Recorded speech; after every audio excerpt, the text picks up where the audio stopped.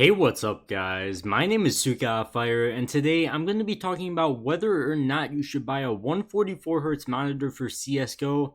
After recently switching from 60Hz to 144, I can definitely say that there's a huge difference, but we'll get into that in a bit. Also, I'm currently using the Asus XFA 240, which is 144Hz and 24 inches. It's currently about $180 on Amazon, so it's not that expensive of a price. For the average 60Hz 24-inch monitor, you're probably going to be looking at around $110, so there's a $70 price range between the two. But now let's actually get into the differences between different types of monitor hertz and how exactly they affect what you see in game. The way that I like to describe it is that the more hertz your monitor has, the smoother your game will look and play out.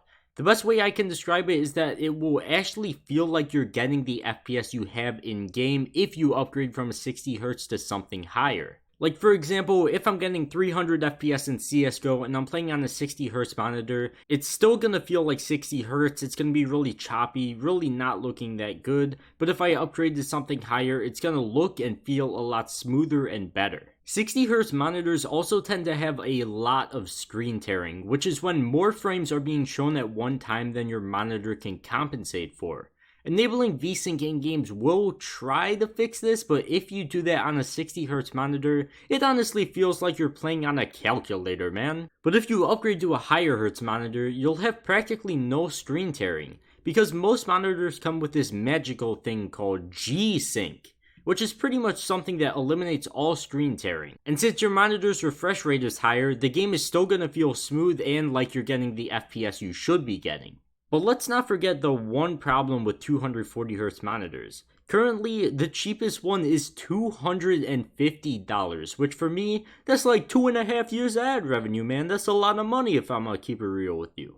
And as someone who went from 60Hz to 144Hz not that long ago, I can definitely say that it was pretty much a necessary change, considering I've been playing CSGO for about 3,000 hours and just switched to 144Hz about 50 of those hours ago. I can definitely say that once I switched to 144Hz, there was really no going back. The difference is absolutely insane, but don't get me wrong, I'm not saying that if you buy a 144Hz monitor, it's not going to make you into a professional player or maybe even a better player, but all I can guarantee is that your game will definitely feel a lot smoother, and I guarantee you'll know it and enjoy it a lot more. And for only being $70 more than a normal 60Hz monitor, I think that's a sacrifice you can make if you're playing FPS games. But outside of gaming, I don't really see that much of a difference between 60Hz and 144Hz monitors.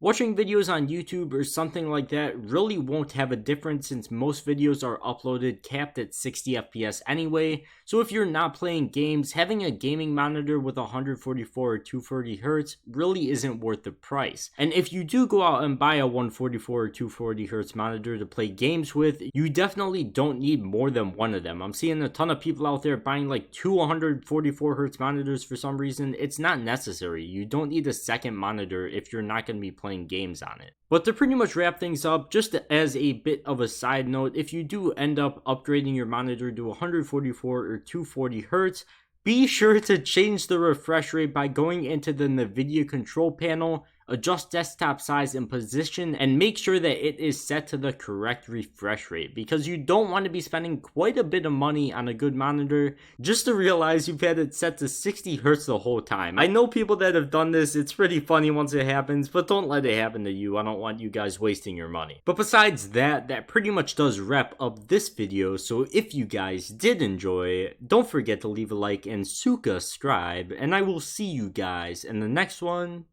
Peace.